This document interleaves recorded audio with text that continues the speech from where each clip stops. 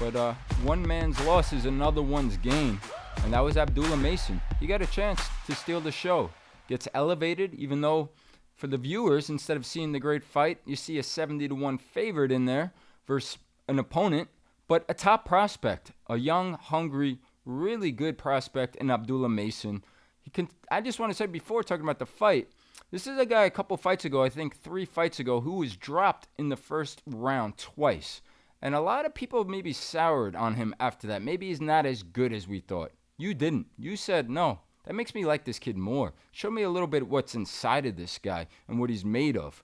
And he came back, and he's come back with a vengeance. He's now 19-0 with 17 knockouts. He's only 21 years old. He's highly rated. A great performance. Gets the stoppage in the 4th round. Stopped by a cut on Jeremia Nakathila's eye. What'd you think of Abdullah Mason? And how much is too soon? Is he ready for the title fights? Is he ready for that next level of opposition?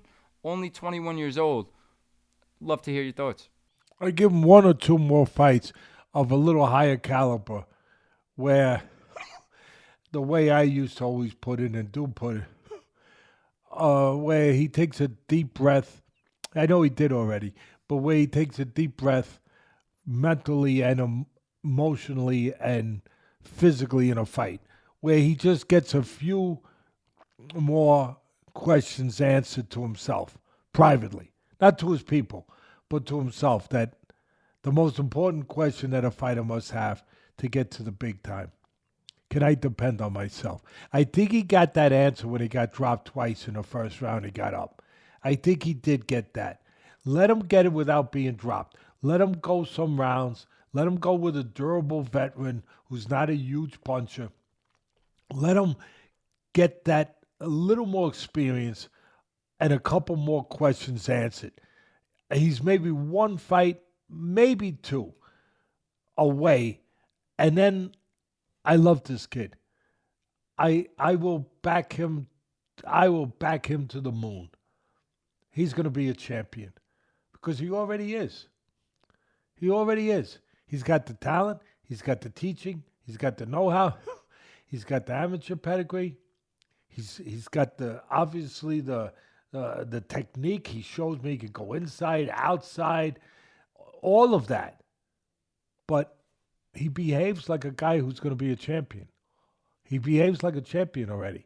He conducts himself. I watch the way, and I'm not trying to make this smash Keyshawn Davis day. I'm not doing that. What he did to himself, and we covered what we had to cover in a responsible way.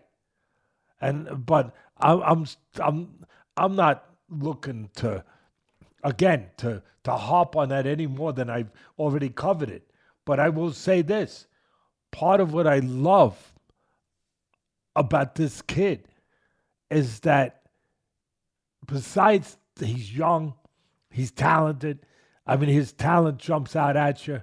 But the way he behaved, like you said 3 fights ago, when he got dropped, to me, he's a champion right there. It's kind of like the picture's been drawn, sketched out. You just got to color it in now. That picture was sketched out for me. I said, yeah, I'm looking at a champion. Now color in a couple more pieces for me, and we got it all. And that's a little bit more experience. But I like the way that he just conducts himself, the people around him. Again, I'm not trying to knock anyone who we already know, the stuff that we saw this weekend we didn't like. But I know what I like. I just like that he's got a good, he doesn't have to overdo it. He lets his talent show in the ring. He talks like a guy who believes in himself, but at the same time doesn't put anyone else down. Doesn't feel like he has to do that. He seems like he's got responsible guys around him that are leading him the right direction, that I would guess, and it's only a guess, that if he did go the wrong way, they would probably straighten him out a little bit and say, no, son, you don't need to do that. No. I like that. I just feel I think I'm right. I think I'm right about it.